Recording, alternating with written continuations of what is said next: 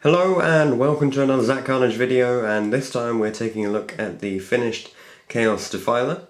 I'm planning on magnetizing it in the future, but for now this is just the finished built and painted version. It's actually taken me a long time to paint this.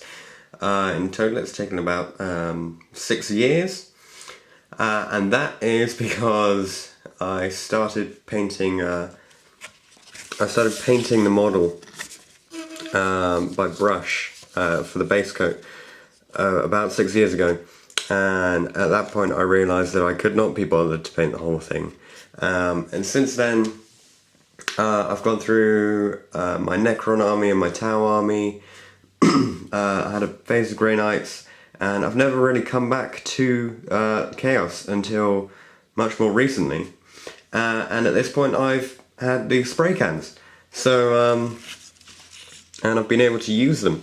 So this is the finally finished Defiler. The paint scheme is spray it black, and then all of these brown armor panels, all the armor panels on the legs here, all of those were done with scorched brown, and then all of the metallics were dry brushed with the Necron compound.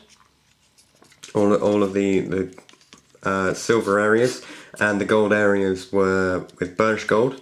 And then after that was done, after that had dried, I washed everywhere with Nuln Oil to get the much dirtier shading down here and along the legs. Then I used a bit of burnished gold to put some wear on the silver areas to re-highlight some of the gold bits, and then a Devil Mud wash again on the gold. The brown, I didn't bother to go over it again with Scorched Brown. Instead I went straight for, I think it might be Bestial or Vermin. One of those two I mixed with Scorched, and then I used that as a highlight coat. And it came out quite clean. I'm not sure if I'm gonna put some more scratches on it or something, because it does look a little bit too clean for a Chaos vehicle. You see the legs are still posable, the front ones, which means I can open the claws.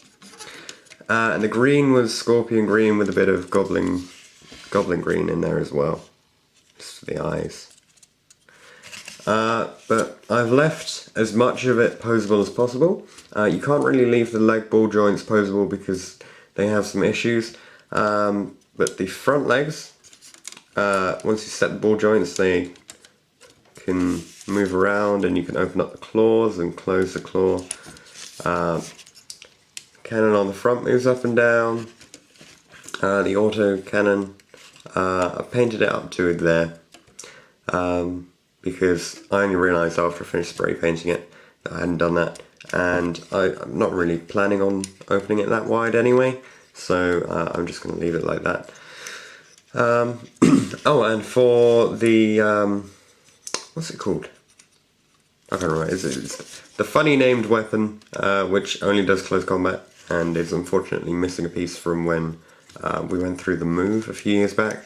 That was black along here, then we've got the burnished gold on the ends, and then scab red, no, Mephiston red dry brushing over each of the lines, each of the cables, and some washes along each of the orbs with Nuln Oil and Devil Mud.